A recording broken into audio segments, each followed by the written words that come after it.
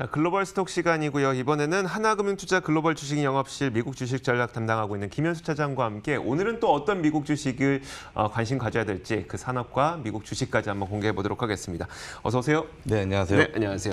자, 먼저 본격적인 얘기를 하기에 앞서서 요즘에 이제 미국 시장에서도 테슬라나 아니면 애플처럼 주식 분할을 앞두고 있는 기업들이 주가가 굉장히 잘 올라가고 있잖아요. 물론 네. 기업 자체에 대한 성장성에 대한 기대감도 있겠지만 분할되면 더 올라갈 것 같아라는 기대감도 많이 갖고 계신 것 같아요. 분명 주식 분할은 어떤 지수에도 큰 영향을 미치겠죠, 나스닥에도? 그렇죠. 아무래도 뭐 요새 뭐 주식 분할이 아니더라도 코로나로 인해서 테크주들이 굉장히 좀 고공행진을 지속하고 있지 않습니까? 네. 근데 이번 장의 가장 큰 특징은 아무래도 뭐 우리나라도 그렇고 미국도 그렇고 이제 뭐 소위 말하는 개미, 뭐 로빈후드를 사용한 그런 이제 개인들이 굉장히 투자가 많다라는 건데요. 그러다 보니까 아무래도 그렇게 좀 가격이 싸다라는 측면에서 뭐 우리는 이제 주식 분할을 해도 어차피 기업의 가치는 똑같고 그래서 주가만 조금 싸지는 거다라고 알고 있지만 네. 잘 모르는 대다수의 개인들이 와 이건 싸니까 더 이제 사야 돼라고 해서 뭐 그런 이제 거래를 좀 촉발시킬 수 있다라는 이제 장점이 있습니다. 그러면서 이제 우리나라도 얼마 전에 뭐 예전이죠. 아모레퍼시픽이라든지 또 삼성전자도 그랬죠. 삼성전자도 뭐 250만 원, 300만 원 하던 게 5만 원 정도 하니까 아무래도 네. 좀 부담 없이 살 수 있게 되고 그렇게 뭐 된 상황인데 뭐 바로 오늘입니다. 애플하고 테슬라가 이제 장이 종료된 뒤에 이제 분할된 이제 주식이 지급이 되고요. 월요일부터 이제 분할된 가격으로 이제 뭐 거래가 된다라고 보시면 될 것 같습니다. 뭐 테슬라가 뭐 2,000불 지금 넘어간 상황인데 네. 뭐 5분의 1로 이제 4분을 나누게 되면은 뭐 500, 400불 정도로 되니까 조금 이제 거래가 좀 늘어날 것 같기는 한데요.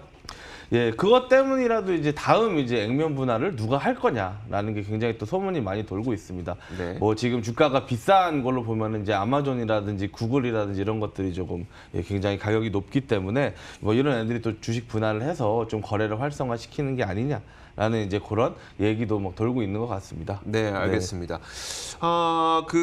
오늘은 저희가 보니까 구글이나 아마존 이런 그 다른 종류의 좀 플랫폼 기업에 대해서 소개를 해주신다고 하시더라고요.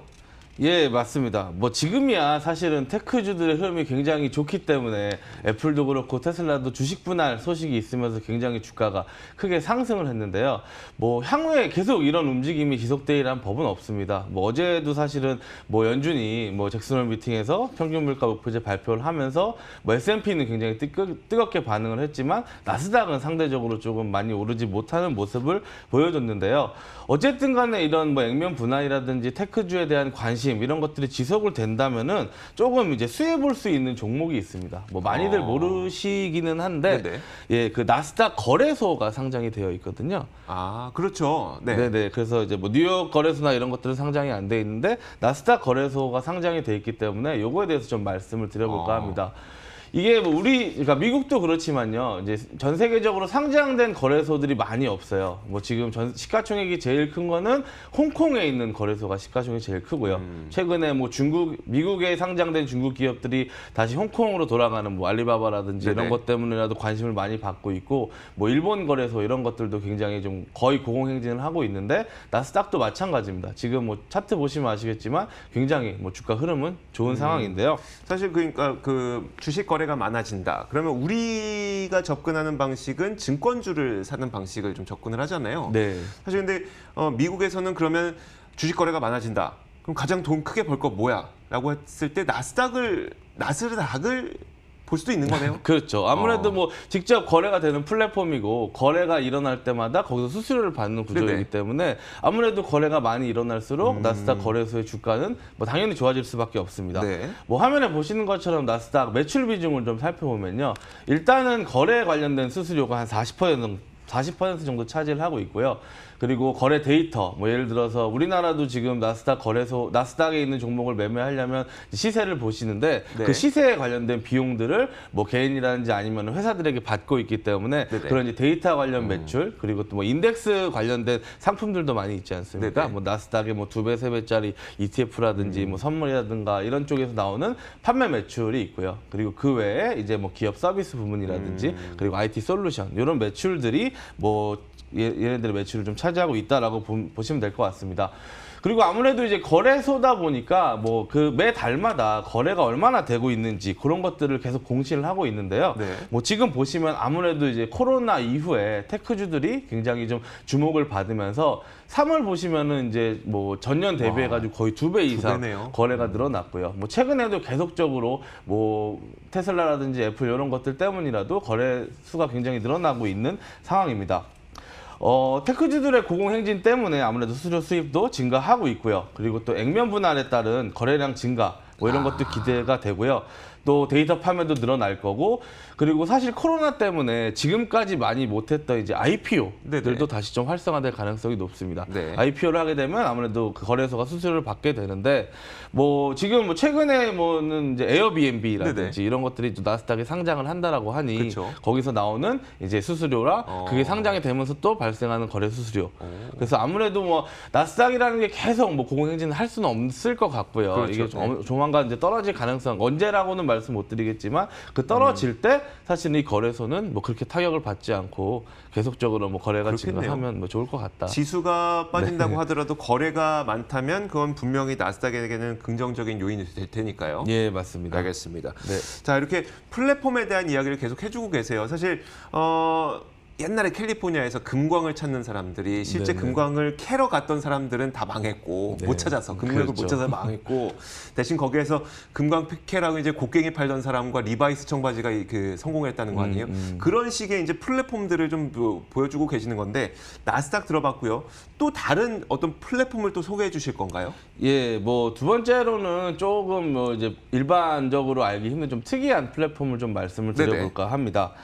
뭐 지금 나스닥이 굉장히 좋은 상황인데 뭐 전통적인 산업, 특히 뭐 건설이라든지 뭐 석유 관련된 사업이라든지 뭐 소위 말해서 중장비가 조금 많이 들어가는 사업들은 코로나 때문에 굉장히 위협을 좀 받고 있습니다.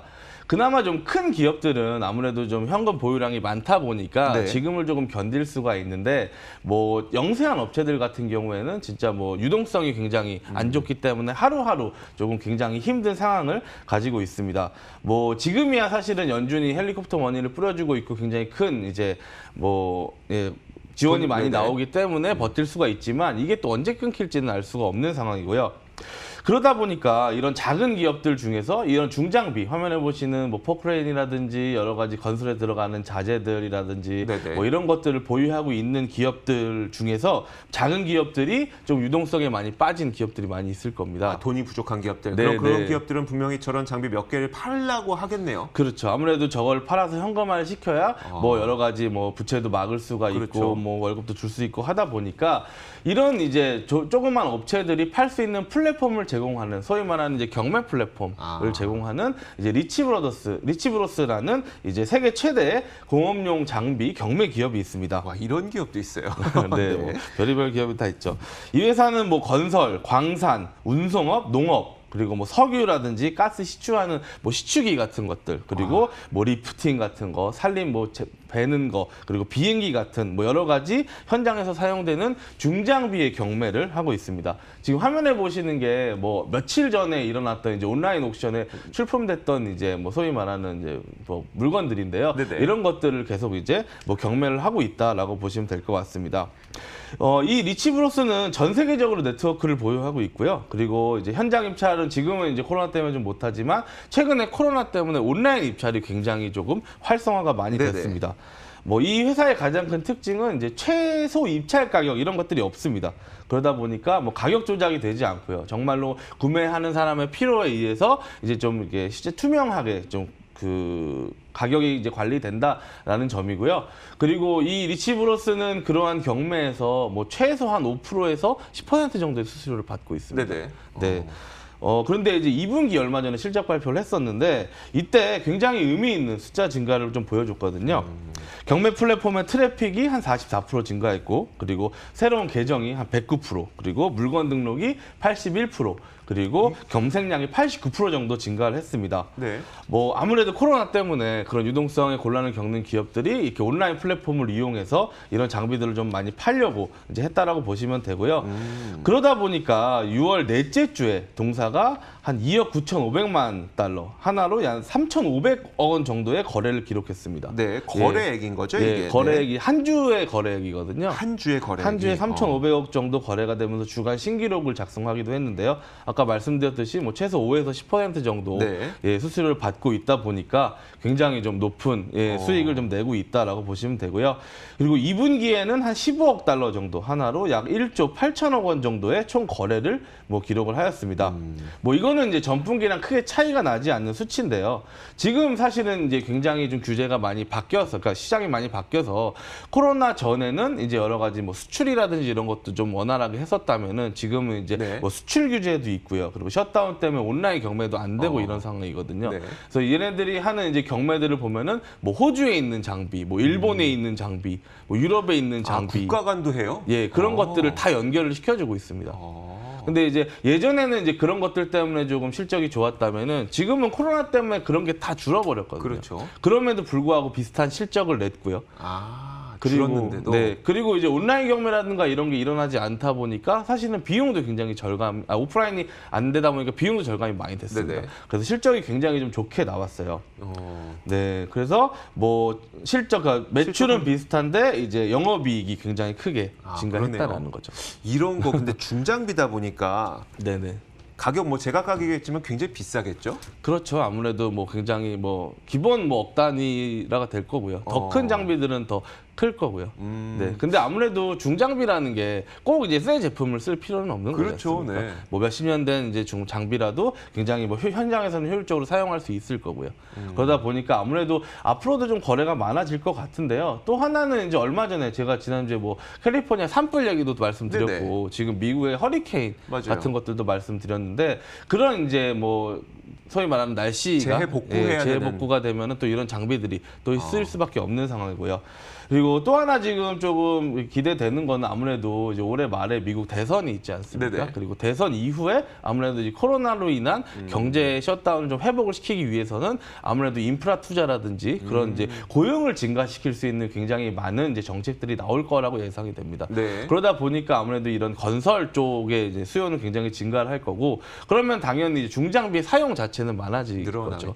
그러다 보니까 지금 소위 말해서 현금이 좀 있는 기업들은 이런 이제 현금이 좀 없는 기업들한테 싸게 중장비를 살 수 있는 이제 그런 이제 기회가 될 수 있고요. 또 없는 기업들은 또 이제 시장에서 이제 현금을 마련할 수 있는 그런 기회도 될 수 있을 것 참 같습니다. 알 것 같으면서도 아까 말씀하셨던 무슨 시추 장비까지도 판다면서요. 이게 석유 네네, 시추 장비까지. 맞습니다. 그러니까 너무 우리가 직접 체감할 수 없는 거니까 약간 거리가 멀게 느껴지기도 하면서도 말씀 들어보니까 그래 그렇게 된다면 당연히 얘네도 거래가 많아지고 돈도 많이 벌겠네라는 생각도 들기도 하고요. 좋습니다. 그러면 이제 그 리치브로스라고 하는 이 기업에 대한 전망은 어떨까요? 예, 뭐 말씀드린 것처럼 앞으로 계속 이제 건설 관련된 수요가 증가를 한다면 예, 굉장히 뭐 이런 경매량 자체는 증가를 할 거고요. 그리고 지금은 사실은 미국 내에서 온라인으로만 거의 판매가 되고 있지만 네. 이게 다시 이제 코로나가 조금 이제 회복이 된다고 한다면 전 세계적인 수요 더 증가할 거고요. 네. 뭐 그게 비단 이제 미국뿐만이 아니고 전 세계적으로도 굉장히 건설에 대한 수요, 인프라 투자에 대한 수요가 증가한다면 뭐 간접적으로는 수혜를 볼 수 있는 종목이라고 생각이 듭니다. 그리고 또 하나는 뭐 얼마 전에 잠깐 제가 말씀을 드리기도 했지만 이제 뭐 바이든이 만약에 대통령이 되게 된다라고 네네. 한다면 이 기업도 수혜를 받을 수 있는 기업 중에 하나입니다. 왜요? 이 기업이 이제 본사가 캐나다에 있거든요. 네. 그러다 보니까 법인세 이제, 인상을 좀 피할 수 예, 있다. 법인세 인상을 피할 수 있는 점에서도 또 이제 새로운 그런 이제 뭐 기업이라고 보시면 될것 우리나라에도 같습니다. 이제 경매 기업을 뭐 서울옥션과 같은 경매 기업을 투자해 네네. 보시는 분들도 계실 텐데 이 경매 기업은 그러면은 언제가 좀 좋아지고 언제가 나빠져요? 그냥 지금 말씀하신 것만 들어보면은 계속 거래는 일어나니까 굳이 나빠질 것 같이 보이진 않지만 주가는 또 나빠지는 경우도 있고 좋아지는 경우도 있잖아요. 언제가 안 좋고 언제가 좋아요? 아무래도 이제 뭐 거래 실적이 얼마나 일어나느냐가 이제 가장 큰 네네. 이제 뭐 포인트가 될 거고요. 지금은 이제 이 기업 같은 경우에는 당분간은 좋아질 수밖에 없는 게 뭐 이번 이번에 지금 어제 이제 연준의 발표도 있었지만 네. 뭐 이런 전통적인 산업들이 계속적으로 좋아질 수밖에 없는 환경이 당분간은 이어질 것이다. 그러다 보면은 이 기업은 뭐 거래가 줄어드는 그 시점은 얼마가 될지는 모르겠습니다. 이게 뭐 건설이 어느 정도 좀 진척이 되고 이런 장비들의 사용이 줄어들고 결국은 이제 장비 수요와도 맞닿아 그렇겠네요. 있는 거라고 네. 보시면 되거든요. 그러니까 뭐 소위 말하는 캐터필러라든가 이런 중장비를 만드는 업체들의 주가는 이제 신제품을 팔면서 올라가지만 그렇죠. 얘네들은 있는 플랫폼을 가지고 그냥 어떻게 보면 거래만 시켜주는 거기 때문에 네네. 예, 상당히 그냥 좀 안정적으로 우상향할 수 있는 그런 플랫폼이 되지 않을까 생각합니다. 네, 알겠습니다.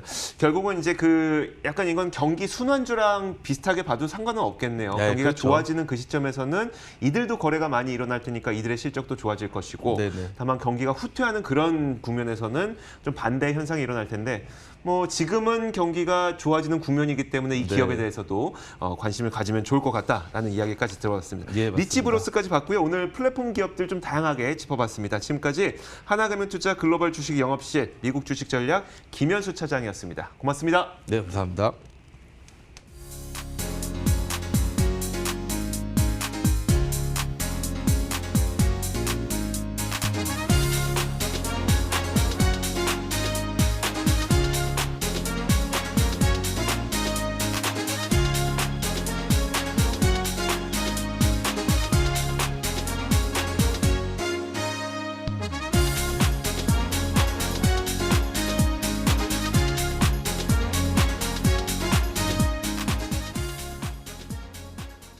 자, 굿모닝 530 글로벌 마치겠습니다. 저희와 함께 글로벌 시장의 뉴스 다 짚어보셨고요. 이어지는 출발 마케돈 통해서 국내 시장 뉴스와 대응 전략 잘 챙기시길 바랍니다. 시청해주신 여러분 고맙습니다.